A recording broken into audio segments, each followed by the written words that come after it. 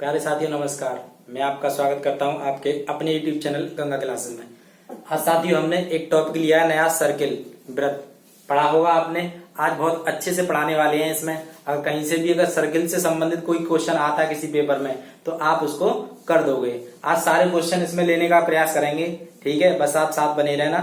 Start करते हैं बिना टाइम वेस्ट किए, ठीक है साथी। देखिए, देखो पहले वृत्त में क्या है, पहले हम वृत्त के बारे में जान लेते हैं कि सर्किल के अंदर क्या क्या चीजें होती हैं। उसके बाद पढ़ेंगे कि इसमें सर्किल में हमको पढ़ना क्या क्या है, ठीक है साथी। तो समझते जाओ, बस एक कॉपी पेंसिल लेके बैठना, नोट करते जाना उसको। जैसा कि आप जानते हो साथी, ये क्या है, ये एक वृत्त है, सर्किल है कि नहीं, सर्किल। और जो बीच में होता है ये आपका क्या कहलाता है, ये कहलाता है केंद्र, जिसे सेंटर कहते हैं इंग्लिश में, ठीक है। और उसके बाद में सेंटर से ये जो सर्किल की, इसको कहते हैं परिधि। इसको क्या कहते हैं, परिधि, सरकमफ्रेंस, ठीक है साथी। अब देखो, केंद्र से और परिधि तक की दूरी क्या कहलाती है, आपकी त्रिज्या कहलाती है। क्या कहलाती है, त्रिज्या, जिसे रेडियस कहते हैं, ठीक है साथी। तो इसमें तीन चीज पता चली, एक केंद्र पता चली, सेंटर, एक सरकमफ्रेंस, परिधि जिसे कहते हैं, और एक त्रिज्या। त्रिज्या क्या होती है हमारी, आर होती है, रेडियस। परिधि, परिधि को हम 2 पाई आर होती है परिधि, ठीक है साथी। परिधि क्या होती है, 2 पाई आर होती है। तो ये चीजें थी। अब देखो इसी में क्या होता है, मैं एक और डायग्राम बना रहा हूं, और ये क्या है आपका सेंटर। अब पता चल गई ये क्या है आपकी रेडियस। अगर उस रेडियस को आगे और बढ़ा दिया जाए परिधि तक, तो ये रेडियस जो है क्या कहलाएगी, सेंटर से होती हुई ये कहलाता है आपका व्यास, ठीक है साथी, व्यास, जिसे डायमीटर कहते हैं, डी से भी रिप्रेजेंट करते हैं, ठीक है साथी। अब देखो एक और सर्किल बनाया मैंने। इसमें जो व्यास होगा वो हमेशा कहां से जाएगा, सेंटर से जाएगा। जो व्यास होगा हमेशा कहां से जाएगा, सेंटर से जाएगा। लेकिन अगर सेंटर से ना होकर कहीं और से कोई रेखा जा रही है जो परिधियों को छूती है दोनों तरफ से, तो वो कहलाती है आपकी जीवा। क्या कहलाती है, जीवा साथी। ये आपकी क्या है, जीवा। एक वृत्त की बहुत सारी जीवा हो सकती हैं। ये भी जीवा है, ये भी जीवा है। जीवा कैसी भी हो सकती है, ठीक है। तो ये सारी जीवा है। वृत्त का व्यास भी एक जीवा होती है, ध्यान रखना साथी। वृत्त का व्यास भी एक जीवा होती है। अगर पूछा जाए वृत्त की सबसे बड़ी जीवा क्या होती है, तो वृत्त का व्यास ही उसकी सबसे बड़ी जीवा होती है। आप इस बात का ध्यान रखना, ठीक है साथी। अब देखो इसमें और अब क्वेश्चन बनेंगे, इसमें किस तरीके से क्वेश्चन बनेंगे उस चीज को देखते हैं आप। मैं टाइम वाइज कराते जाऊंगा कि पहले फर्स्ट टाइप का क्वेश्चन कराऊंगा इससे रिलेटेड, फिर सेकंड टाइप, फिर थर्ड टाइप। कुछ थ्योरम पे आधारित कराएंगे, वो आप सारे क्वेश्चनों को देखते जाए, ठीक है। देखो वृत्त का जो क्षेत्रफल होता है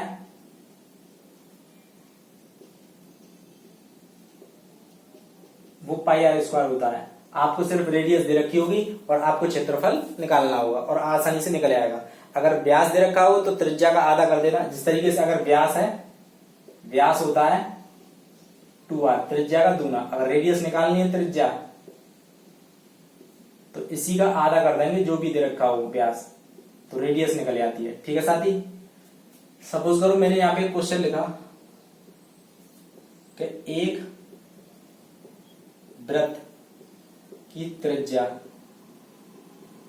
5 सेंटीमीटर है, तो वृत्त का क्षेत्रफल क्या होगा। वृत्त का क्षेत्रफल ये आपसे पूछा गया है। तो आप जानते हो जो क्षेत्रफल होता है वो क्या होता है, वृत्त का क्षेत्रफल पाई आर स्क्वायर, ठीक है साथी। पाई की वैल्यू क्या होती है, 22/7 इंटू आर की जगह पे 5 का स्क्वायर, तो 22 गुणा 5 पंजे 25/7। हो सकता है पाई में आंसर दे रखा हो। अगर पाई में आंसर है ऑप्शन में तो पाई की वैल्यू नहीं लगाना, ठीक है, और रख देना। 25 दूनी 50 का 0, 5, 25 दूनी 50, 50 और 5 55, इतना हो जाएगा साथी, इतना सेंटीमीटर स्क्वायर। ये क्षेत्रफल की यूनिट है, स्क्वायर, वर्ग इकाई, ठीक है साथी। भाग कर लेना, पॉइंट में आ जाएगा, ठीक है साथी। ये है। अगर आपसे कहा कि एक वृत्त का व्यास दे रखा हो, यहाँ पे व्यास अगर 14 दे रखा है, ठीक है साथी, तो कैसे करोगे, तो कुछ नहीं है, जो व्यास दे रखा है ना, ये व्यास, इस व्यास का हाफ कर देना, इससे त्रिज्या निकल आएगी 7 सेंटीमीटर। इससे क्या निकल आएगी, त्रिज्या निकल आएगी 7 सेंटीमीटर। अब आप उस त्रिज्या को यहाँ लगा लेना 7 का स्क्वायर, और उसको काटापीटी कर लेना, आंसर आ जाएगा। ठीक है, तो ध्यान रखना हमें आर की जरूरत होती है, अगर व्यास भी रखा है तो हम उससे रेडियस निकाल सकते हैं। ठीक है साथी, और देखो इसमें कैसे बनेगा क्वेश्चन।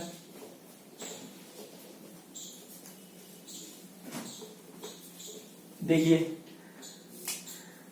अगर कोई डायग्राम आपको दे सकता है इस तरीके से, ठीक है, या डायग्राम ना दे तो वो क्वेश्चन को बोलेगा कि एक वृत्त की जीवा 5 सेंटीमीटर लंबी है या 6 सेंटीमीटर लंबी है।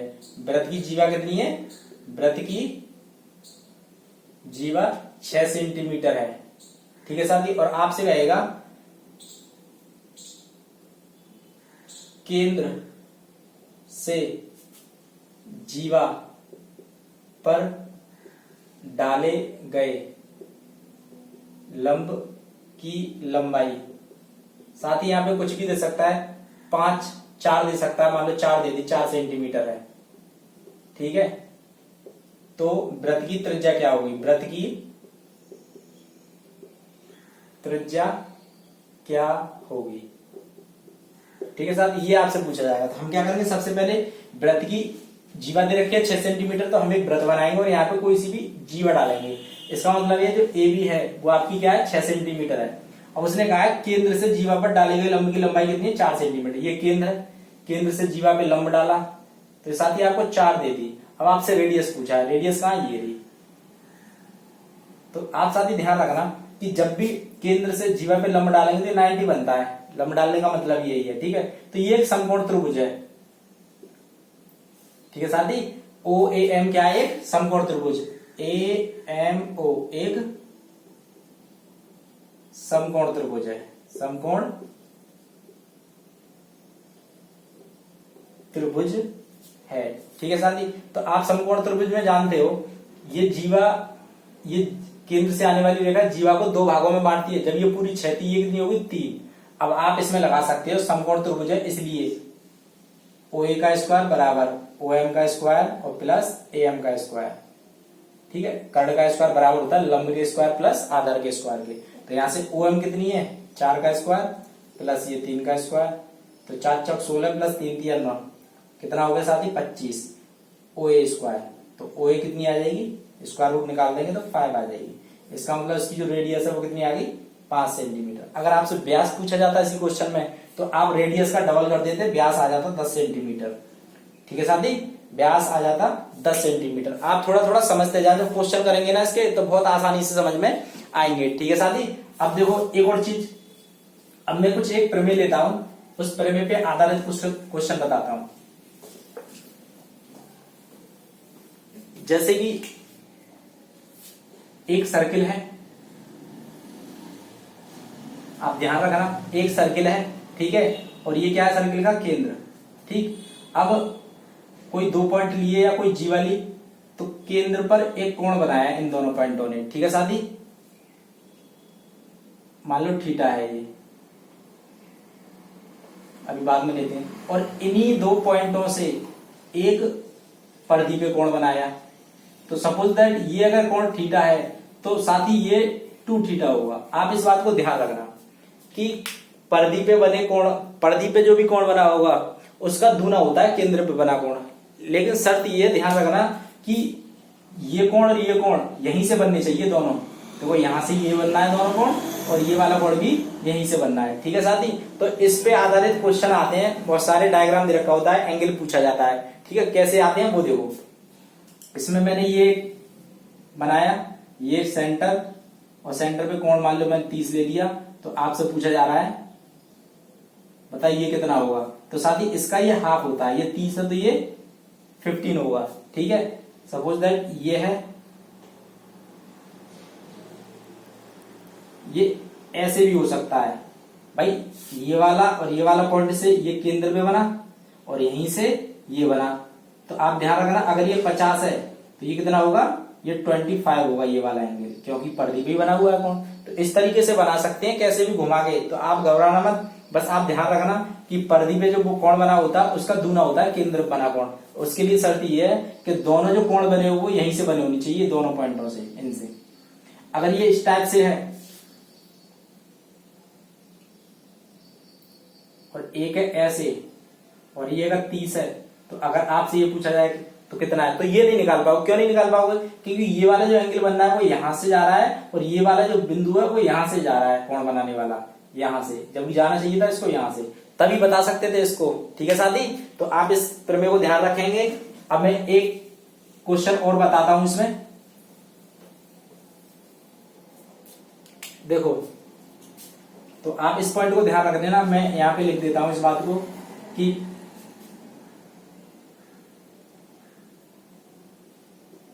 परिधि पर बना कोण, नहीं, केंद्र पर बना कोण, केंद्र पर बना कोण परिधि पर बने कोण का 2 गुना होता है। वीडियो को पॉज करके डायग्राम बना के ये पॉइंट लिख लेना वहां पे। ठीक है साथी, अब देखो दूसरा, उसी में दूसरा चलते हैं। दूसरे में क्या है कि अगर कोई सर्किल दे रखा है, ठीक है, कोई सर्किल दे रखा है और ये क्या है आपका सेंटर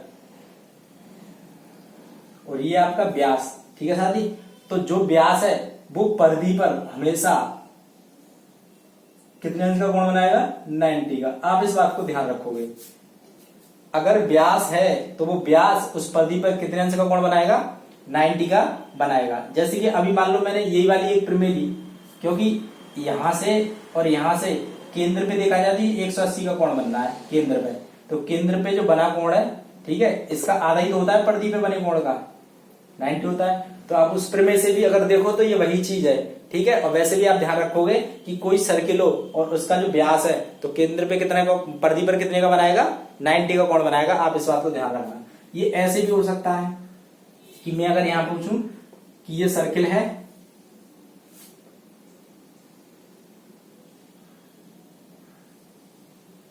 ठीक है साथी, और ये आपको दे दिया इस तरीके से। अगर मैंने कहा ये 40 डिग्री का एंगल है, ए बी और सी, तो आपसे पूछा जाएगा एंगल बी का मान बताओ। तो आप ध्यान रखना कि मैं जानता हूं कि अगर ये व्यास है तो व्यास उस परिधि पे कितने का कोण बनाता है? 90 का। ठीक है, कितने का बनाता है? 90 का। अब हम जानते हैं कि त्रिभुज के तीनों कोणों का योगफल जो होता है 180 होता है, यानी कि a plus B plus C is equal to 180। A मुझे 40 दे रखा है, प्लस सी 90 दे रखा है, प्लस बी पूछा है। इनको जोड़ना और 180 में से घटा देना, बी की वैल्यू आ जाएगी। 90 40 कितना हो गया? 130 घटाएंगे 50 मिल जाएगा आपको। ठीक है साथी, ये 90 है, इन दोनों का योगफल भी 90 होना चाहिए क्योंकि 180 हो जाएगा जोड़ करके। ये समझ आया? तो इसके क्वेश्चन करेंगे अभी, जाना मत, बस समझते रहना। और देखिए इसमें एक और प्रमेय, बस आप लिखते जाना इन चीजों को। अब देखो चक्रीय चतुर्भुज का, चक्रीय चतुर्भुज, चक्रीय चतुर्भुज क्या चीज है? मार पर दूसरा लेते हैं। चक्रीय चतुर्भुज क्या चीज है? जैसे कि मान लो एक मैंने एक सर्किल बनाया, सर्किल में क्या होगा कि एक चतुर्भुज बना हुआ होगा जिसके चारों शीर्ष वृत्त पर होंगे, कहीं ना कहीं। कहां पर होंगे? वृत्त पर होंगे। जैसे कि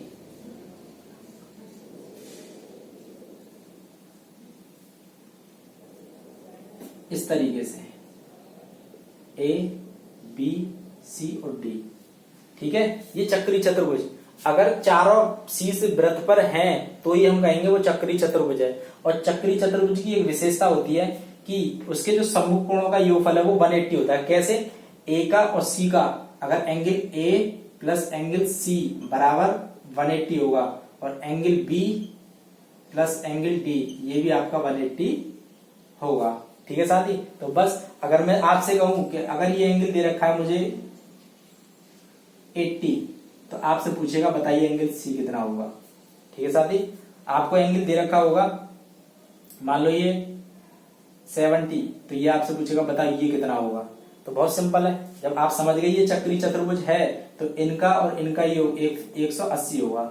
अब 180 में से आप इसे माइनस कर देना, ये आ जाएगा। 180 में से इसे माइनस कर देना, ये आ जाएगा। ठीक है साथी। तो आप इस तरीके से क्वेश्चनों को निकाल सकते हैं चक्रीय चतुर्भुज के। क्वेश्चन कराएंगे इसमें, कई तरीके के क्वेश्चन आएंगे, चिंता ना करें, ठीक है। चलो तो अब पहले इन 3 के ऊपर क्वेश्चन करा, नहीं चलो एक चीज और देखो, अभी इसमें एक चीज और देखो,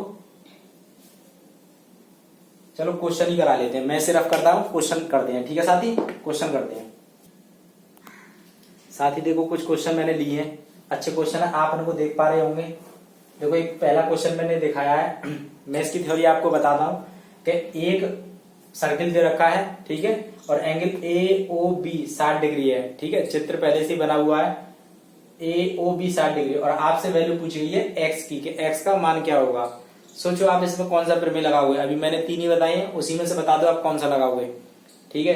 तो देखो आप ये समझ पा रहे होंगे कि हमसे परिधि पर बना कोण पूछा गया है, तो हम क्या करेंगे, इस पे केंद्र पे कितना कोण है वो चीज निकालेंगे। अब केंद्र पे कितना कोण है आप बताओ देख के, केंद्र पे ये ओ है, ठीक है, तो केंद्र पे कितना कोण है, जैसे कि मैंने बताया कि ये अगर है तो ये चीज देखते हैं, ये नीचे वाला जो एंगल है वो होता है परिधि से संबंधित, परिधि के कोण से कौन सा रिलेटेड है, नीचे वाला, ऐसा नहीं है अंदर वाला ही इसके रिलेटेड हो। तो आप देख पा रहे हैं ये दोनों अंदर वाले एंगल है, इससे जो संबंध रखता है वो कोण कौन सा है, ये वाला है, ठीक है साथी। अगर इसको आप घुमाकर देखोगे तो बिल्कुल ऐसी इमेज आपको दिखाई देगी। तो इस कोण से संबंध है इसका, तो आप क्या करेंगे, पहले इस वाले को निकालेंगे। तो आप जानते हो ये पूरा एंगल कितना होता है, 360 का होता है कि नहीं होता। अब 360 में से क्या है, ये 160 है, तो ये 160 माइनस कर दो, तो कितना बचा ये 200, ये कितना बचा 200। अब सोचो जब केंद्र पर बना कोण 200 है, तो ये कितना हो गया, एक्स परिधि पर बना कोण कितना हो गया साथी, 100 डिग्री हो गया, आधा होता है, ठीक है। तो एक्स की जो वैल्यू आएगी वो कितनी आएगी, 100 डिग्री। समझ पाए मेरी बात को, ठीक है। केंद्र पे बने कोण का आधा होता है परिधि पर बना कोण, ध्यान रखना, ठीक है, यानी केंद्र का कोण दूना होता है, ये आधा होता है, आप इस बात को ध्यान रखेंगे। इसको देखो जरा, ये भी वही है, ये एक्स और वाई की आपसे वैल्यू पूछी गई है, मैं इसे तब बता सकता हूं जब ये निकाल लूं, इसका आधा ये होगा, इसे कैसे निकालोगे, तो आप जानते हो, आपने पढ़ रखा होगा कि एक ट्रायंगल के अंदर अगर दो भुजाएं कोई सी बराबर हैं तो उसके आधार पे बेस जो एंगल होते हैं वो कैसे होते हैं, इक्वल होते हैं, ठीक है। समद्विबाहु त्रिभुज पढ़ा होगा आपने, समद्विबाहु मतलब दो भुजाएं समान, तो उसमें दो एंगल बराबर होते हैं आधार पे बने, ठीक है, वही चीज है। आप जानते हो ये सर्किल है, सर्किल में ये सर्किल का केंद्र और ये क्या है, त्रिज्या है, और ये भी क्या है, त्रिज्या है। जब ये दोनों ही त्रिज्या है तो आपस में ये दोनों बराबर, जब ये दोनों आपस में बराबर तो ये वाला कोण ये इस वाले कोण के बराबर होगा। जब ये 50 तो ये भी 50 है, ठीक है साथी। जब ये दोनों 50 तो त्रिभुज के दो कोण पता चल गई मुझे, 50 50 के तो कितना हो गया 100। अब 100 को 180 में से घटा देना, ये एक्स वाला ये आ जाएगा, तो ये कितना आएगा 50 50 100 यानी ये 80 आ जाएगा। तीनों को जोड़ के 180 आना चाहिए ना ट्रायंगल में। अब जब ये 80 है तो साथ ये कितना आ गया, ये 40 आ गया, आ गया नहीं आ गया, तो मुझे पता चली इसमें एक्स की जो वैल्यू है वो 80 डिग्री आई और वाई की वैल्यू है वो 40 डिग्री आई। बहुत आसान है साथी, बस एक बार अगर आपकी समझ में आ गई फिर में तो आप खुद करोगे, थ्योरी की जरूरत नहीं पड़ेगी, देख के बता दोगे इसमें ये आंसर होगा। उसको देखे जरा, ऊपर देखो इसकी थ्योरी मैंने लिखी हुई है क्योंकि इसमें जरूरी थी। कह रहा है चित्र में OM परपेंडिकुलर AB इसका मतलब है OM जो है AB पर लंब है, तो देखो कहां है, AB पर लंब है OM, है कि नहीं। त्रिज्या OC 5 सेंटीमीटर है, देखो ये त्रिज्या यहां से सेंटर से OC 5 सेंटीमीटर है, ये डायग्राम ऑलरेडी था। तथा जीवा AB 8 सेंटीमीटर है, जीवा कहां है, ये रही, ये पूरी कितनी है, ये 8 सेंटीमीटर है, यहां से लेकर के और यहां तक। तो OM की माप याद कीजिए, OM का मतलब ये पूछा है आपसे, इसको x मान लें, कोई दिक्कत नहीं। देखो ये यहां से मैं एक ट्रायंगल बनाता हूं ऐसा, तो ये त्रिज्या है तो ये भी तो त्रिज्या है कि नहीं भाई। OC जो बराबर होगी OA के, भाई दोनों ही त्रिज्या है ना बराबर 5 सेंटीमीटर, है कि नहीं। ये 5 सेंटीमीटर, आप जानते हो AB 8 है जीवा, तो AM कितनी होगी, AB बराबर 8 सेंटीमीटर, तो AM हो जाएगी आपकी 8/2 यानी 4 सेंटीमीटर, हाफ होती है, ध्यान रखना। जब ये 4 सेंटीमीटर, ठीक है साथी, ये 4 सेंटीमीटर, तो अब आप इसमें निकाल सकते हो समकोण त्रिभुज। समकोण त्रिभुज है, आप इसमें निकाल सकते हो पाइथागोरस प्रमेय से। तो आप जानते हो कर्ण का स्क्वायर यानी 5 का स्क्वायर बराबर होगा लंब का स्क्वायर और प्लस आधार का स्क्वायर यानी 4 का स्क्वायर। आप इससे निकालना 5 पंजे 25, ये 4 चौक 16 इधर आके माइनस के हो जाएंगे बराबर एक्स स्क्वायर। तो यहाँ से एक्स बराबर आ जाएगा 25 में 16 गए 9 यानी 3 आ जाएगा। 3 सेंटीमीटर क्या होगी इसकी OM की लंबाई होगी। ठीक है साथी, समझ आया? इस क्वेश्चन को देखो जरा, A, B, C और D आपसे पूछा गया है ये वाला एंगल, x की वैल्यू बता दो। आप दिखाई दे रहा है x की वैल्यू पूछी गई है, इसमें कैसे बताओगे? तो साथी देखो, सबसे पहले तो इसमें आपका माइंड जाना चाहिए, डायग्राम बना हुआ है तो है कौन सा। तो आप इसमें देख पा रहे होंगे ये चक्री चतुर्भुज है, चारों जो शीर्ष है वो है कि नहीं वृत्त पर है, बताया था। दूसरी बात हमने देखा ये सेंटर से होकर लाइन जा रही है, मैं बता रहा हूं इसको, थ्योरी मैंने इसकी नहीं लिखी है, ये सेंटर से होकर लाइन जा रही है। ठीक है, उसमें लिखा हुआ होगा थ्योरी में कि AB वृत्त का व्यास है। ठीक है, और एंगल CAB 30 डिग्री है, तो एंगल ADC का मान ज्ञात करो, इतना लिखा हुआ होगा। अब आप इसमें ये 30 डिग्री है ये पूछा है, कैसे बताओगे भाई? ये चक्री चतुर्भुज है, 3 पता चल गई। चक्री चतुर्भुज में ये तभी बता सकते हो जब इसके सामने वाली का एंगल ये पता हो, है ना। अब ये इस वाले त्रिभुज में पड़ता है, जब इस वाले त्रिभुज में ये कोण पता है तो पता करना है तो 2 कोण हमें पहले से ही पता होनी चाहिए। तो ये 30 है तो ये कितना होगा बताओ? बताया था ना कि ये अगर व्यास है तो ये हमेशा ये व्यास उसकी परिधि पर 90 डिग्री का एंगल बनाएगा, बताया था कि नहीं? 90 डिग्री का एंगल बनाएगा। अब ये 90 ये 30 तो ये कितना 60 क्यों? तीनों को जोड़ने पे 180 आना चाहिए, इन दोनों को जोड़ो और 180 में से घटा दो, तीसरा निकल आएगा। ठीक है साथी, ये 60 तो ये कितना चक्री चतुर्भुज है 180 होता है, दोनों का योगफल होता है कि नहीं होता है? ठीक है, तो अगर ये 60 तो x की वैल्यू कितनी आ जाएगी 120 आएगी, क्योंकि मैं जानता हूं x + 60 बराबर 180। तो यहां से x बराबर 180 - 60 और ये बचा 120। ठीक है साथी, आशा करता हूं समझ में अच्छे से क्वेश्चन आए होंगे। अगर क्लास अच्छी लग रही हो तो क्लास को ज्यादा से ज्यादा लाइक करें और शेयर करें मेरे साथी, और जो भी नए साथी जुड़े हैं वो चैनल को सब्सक्राइब करें, चैनल को सब्सक्राइब जरूर करें। ठीक है साथी, तो आगे चलते हैं कुछ क्वेश्चनों की तरफ। आप किसी भी बुक से प्रैक्टिस करना है इन क्वेश्चनों की और बहुत अच्छे से होंगे। ठीक है साथी, तो आगे कुछ क्वेश्चन और लेते हैं इसके साथ ही कुछ नए क्वेश्चन और देखिए जरा। जितने मैंने आपको बताए उन क्वेश्चनों को अच्छे से कर लेना, वो अगर प्रमेय आपको ध्यान रहेंगी तो आप क्वेश्चन करने में सफल होंगे। ठीक है, देखिए अब अगर देखो, अगर कोई एक सर्किल है और उस सर्किल के अंदर कोई भी 2 लाइन एक दूसरे को अगर क्रॉस करती हैं, जैसे कि अगर इस तरीके से क्रॉस करती हैं, ठीक है, A, B, C और D, और मान लो ये O है। ठीक है, तो इनमें एक रिलेशन होगा कि एक रेखा के दोनों खंडों का गुणनफल जो है वो दूसरी रेखा के दोनों खंडों के गुणनफल के बराबर होगा। कैसे? वो देखो यहां लिखेंगे OA गुणा OB जो बराबर होगा OC गुणा OD।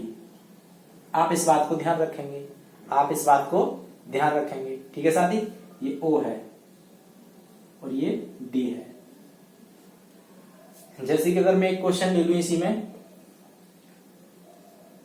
कि ये है और मैंने ये क्रॉस कर दी, ठीक है, ये मान लो 9 है, ये 5 है, ये 25 है, ये पूछा है आपसे, ये आपसे पूछा गया है। मैं इसको नाम दे देता हूं A, B, C, D और ये O, इस तरीके से। ठीक है साथी, यहां पे आप 40 कर लो। ठीक है, अब देखो मैं जानता हूं इस रेखा के दोनों टुकड़ों का जो गुणन होगा वो इन दोनों टुकड़ों के गुणनफल के बराबर होगा, यानी कि x × 25 बराबर होगा 40 × 5। अब 25 गुणा के भाग के कर देंगे ऐसे, 5 पंजे 25, 5 × 5, 5 से 5 × 40। तो x की वैल्यू कितनी आएगी साथी 8 आएगी। आप इस बात से सहमत हैं? ठीक है, आप करके देखना बढ़िया से। ठीक है साथी, अब देखो एक दूसरा टाइप और देखो इधर, दूसरा देखिए एक और इसमें मेथड, ये आप समझ में आ गया। ध्यान रखना, किसी भी सर्किल के अंदर 2 लाइन क्रॉस करती हैं तो पहली रेखा के दोनों टुकड़ों का गुणनफल दूसरी रेखा के दोनों खंडों के गुणनफल के बराबर होता है। इस बात को आप ध्यान रखना। देखिए यहाँ पे मैंने एक वृत्त लिया है, ठीक है साथी, और वृत्त की ये कोई एक स्पर्श रेखा है, ये क्या है, स्पर्श रेखा है। तो मैंने ये एक छेदक रेखा ले ली, ये इस टाइप से, इसको मैंने P कह दिया, इसको T कह दिया, इसको A कह दिया, इसको B कह दिया, ठीक है। तो आप इस बात को थोड़ा ध्यान रखना, इनमें एक रिलेशन होता है कि जब भी इस तरीके से कोई वृत्त की स्पर्श रेखा हो, ठीक है, और वहां से एक रेखा उसको वृत्त को छेदती हुई या छेदक हो, तो इनमें एक रिलेशन क्या होता है कि जो स्पर्श रेखा है उसका वर्ग, जो स्पर्श रेखा है उसका वर्ग बराबर होता है बाहर वाला पार्ट गुणा पूरी लाइन पी बी। ध्यान रखना साथी, बाहर वाला पार्ट मतलब स्पर्श रेखा का जो वर्ग है वो बाहर वाले टुकड़े के इनटू और पूरी जो भी रेखा दे रखी है, ठीक है साथी। अब देखो इसमें क्वेश्चन ही बनेंगे, आपको क्या वैल्यू दे रखी होंगी, हम क्वेश्चन बनाएंगे, ठीक है साथी, वैल्यू दे रखी होंगी और हम क्वेश्चन बनाएंगे। जैसे कि अगर आपको ये सपोज करो मैंने ये क्वेश्चन लिया इस तरीके से, और ये मैंने क्या कर दिया, ये स्पर्श रेखा है और ये मैंने छेदक रेखा बना दी, ठीक है, और ये वही मैंने A B C और D ये मैंने 12 कर दी, ये मैंने 3 कर दी, और ये A भी आपसे पूछ ली। यहां पे मैं दिखा देता हूं, क्वेश्चन ले लिया मैंने, गिवन है AC बराबर 3 सेंटीमीटर, CD बराबर 12 सेंटीमीटर और AB जो आपसे पूछी है चित्र में है, ये ध्यान रखना, आपको डायग्राम देंगे पेपर में अगर सवाल आता है तो, ठीक है। अगर आपसे AB आपसे पूछी गई तो आप जानते हो ये फॉर्मूला है कि जो भी स्पर्श रेखा है उसका वर्ग किसके बराबर होता है, बाहर वाला टुकड़ा मल्टीप्लाई और पूरा यानी कि AD, तो यानी कि बाहर कितना है 3 और मल्टीप्लाई AD कितनी है, AD हो गई 12 प्लस 3, भाई पूरा है ना, जोड़ना है, 12 ये और 3 ये, तो 3 गुणा 12 और 3 15 और ये 15 3 45, ये AB का स्क्वायर है, ध्यान रखना साथी। तो AB बराबर कितनी आ जाएगी, रूट में 45, और आप इसको लिख सकते हैं 3 3 9 5 45, 3√5 इतने सेंटीमीटर, ये आप लिख सकते हो, ठीक है साथी, ये आप लिख सकते हो। इसकी वैल्यू पूछिए ना, तो ये 2 तैयार हो गई, एक क्रॉस वाली और एक ये वाली, आप इसको अच्छे से कर लेना। मैं इसको रफ करता हूं, आगे क्वेश्चन देखते हैं, अच्छे से क्वेश्चन करेंगे इसके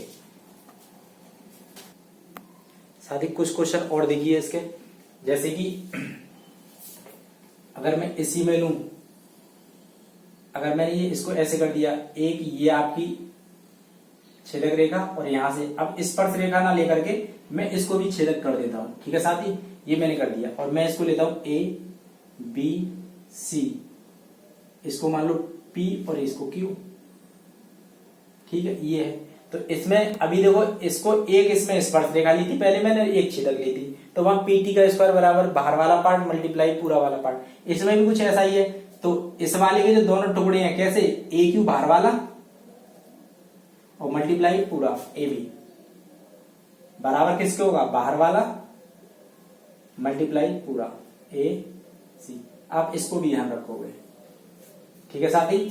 एक चीज और ध्यान रखना कि अगर कोई सर्किल है, ये अगली प्रमेय है, ये अगली प्रमेय है, अगर कोई सर्किल है तो अगर जैसे ये मैंने वृत्तखंड है, ये दीर्घ वृत्तखंड है, ये लघु वृत्तखंड है, तो ध्यान रखना एक ही वृत्तखंड में जितने भी एंगल बनेंगे परिधि पर वो सब बराबर होंगे। जैसे अगर मैंने ये बनाया यहाँ पे इस तरीके से, कितने भी एंगल बनाए यहाँ पे परिधि पे ये, लेकिन सब बनना है यहाँ से, ठीक है साथी, ये सब यहीं से बनने हैं सारे को, तो ये सब आपस में कैसे होंगे, बराबर होंगे। अगर ये x है तो ये भी x होगा, ये भी x होगा, ये भी x होगा। जैसे इसका एक क्वेश्चन देख लेते हैं, जैसे कि अगर एक सर्किल में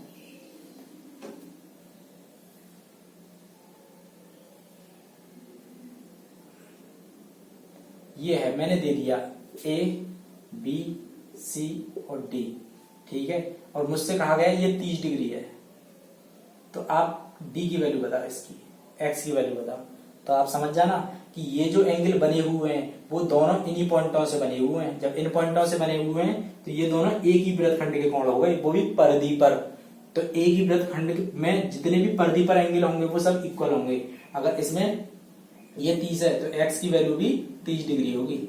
ये भी एक प्रमेय है। तो मैं यहाँ इस पॉइंट को लिख लेना, इस डायग्राम को बना करके, कि एक ही वृत्तखंड में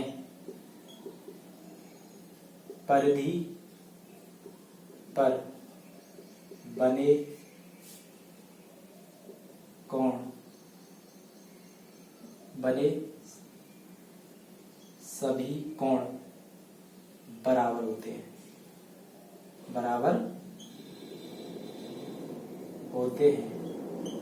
ठीक है साथी। तो आप इसको ध्यान रखोगे। उसका एक क्वेश्चन ले लेते हैं। देखो सपोज करो मैंने यही ले लिया, ये x है, ये 3 है, ये 10 है और ये 5 है। मानो मैंने इस तरीके से ले लिया। तो अब जब मैं इसमें करूंगा तो देखो बाहर वाला पार्ट x गुणा और पूरा करने के लिए क्या करेंगे, इसको और इसको प्लस कर लेंगे। तो ये x है और +3 इसको ब्रैकेट में लिख लेना। और बराबर में देखो ये 10 और गुणा 10 में 5 जोड़ लेना तो ये 15 है। भाई 10 + 5 करोगे ना, पूरा ही तो पार्ट करोगे, इसको पूरा लिखोगे AC, तो AC में ये वाला और ये वाला जुड़ जाएगा। तो देखो ये x²।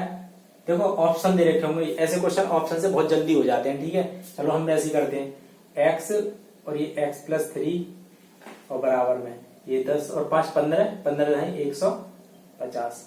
साथ ही हमें पता है, हमें ऑप्शन दे रखे होंगे 4। उन 4 ऑप्शन में x की वैल्यू ही तो होंगी वो, क्योंकि हमसे x की वैल्यू पूछिए। x से कोई ऐसा मान लगाओ यहाँ रखने पर और मल्टीप्लाई करने पर, सॉल्व करने पे 150 आ जाए, ठीक है। तो देखो अगर मैं 10 लगाता हूं तो 10 और 3 13 है 130। 14 लगाता हूँ 10 11 लगाता हूँ 11 और 3 14, गुणा करेंगे पता नहीं क्या आएगा। अब देख लेते हैं, ये मैंने अपनी तरफ से क्वेश्चन बनाया, जब पेपर में आएगा तो ऐसी फिक्स वैल्यू होंगी जिसकी हमें मान मिल जाएगा, ठीक है साथी। तो बाई ऑप्शन आप इसको कर सकते हो, ठीक है, बाई ऑप्शन कर सकते हो।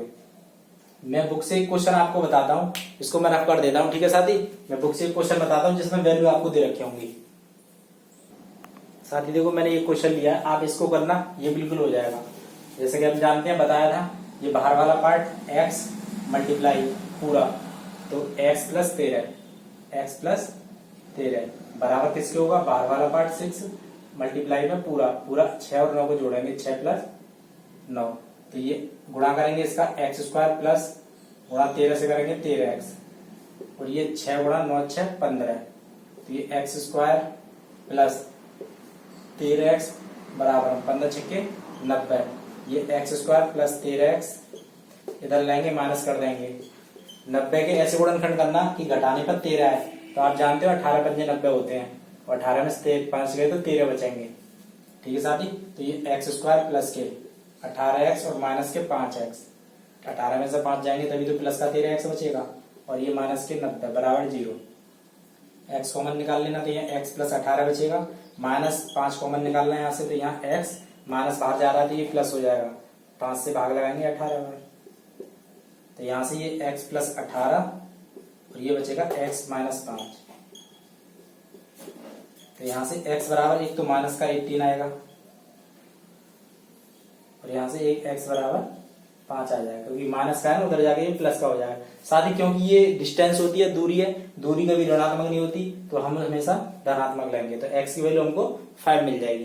देखो साथी, इतना करने की आपको आवश्यकता नहीं है, हमें पता है कि वो 4 ऑप्शन देगा, हो सकता है 4 3 5 6 इस तरीके के ऑप्शन दे रखे हो। हमें क्या करना है, जैसे हम यहाँ पे रखेंगे तो ये 6 9 15 6 90, ये 90 है, इधर 90 आ गया, तो आप अब x की कोई ऐसी वैल्यू रखो यहाँ पे कि 90 दे दे। तो देखो मैं पहले 3 रखता हूँ, 3 रखेंगे तो 3 और 13 कितने होते हैं 16, 16 का 3 में गुणा करेंगे, 16 का 3 में, तो 16 3 48 रह गए, 90 नहीं आ पाया, नहीं है 3। 4 रखते हैं भाई, कम तो ही रह गया, कम है तो इसलिए और ऊपर की संख्या रखेंगे, 4 रखते हैं, 13 और 4 17 और 4 से मल्टीप्लाई करेंगे, 4 से मल्टीप्लाई करेंगे 17 चौक 68, ये भी कम रह गया, 5 रखते हैं, तो 13 और 5 18, 18 में 5 से करेंगे 18 पंजे 90, बिल्कुल आ गई। तो बाई ऑप्शन करके आप डायरेक्ट क्वेश्चन के आंसर को बता सकते हैं। साथियों अगर क्लास अच्छी लगी हो तो क्लास को ज्यादा से ज्यादा लाइक करें और अपने सभी साथियों को शेयर किया करें जहां पर भी आपके साथी मौजूद हों। ठीक है साथी, और नए साथी जो भी जुड़े हैं चैनल के साथ, चैनल को सब्सक्राइब करें ऐसी क्लास के लिए। ठीक है, बेहद जरूरी क्लास है आपके लिए, एग्जाम भी अब आने वाले हैं, सब एग्जाम होंगे। ठीक है साथी, तो हंसते रहिए, मुस्कुराते रहिए। इसी के साथ क्लास को समाप्त करते हैं। धन्यवाद।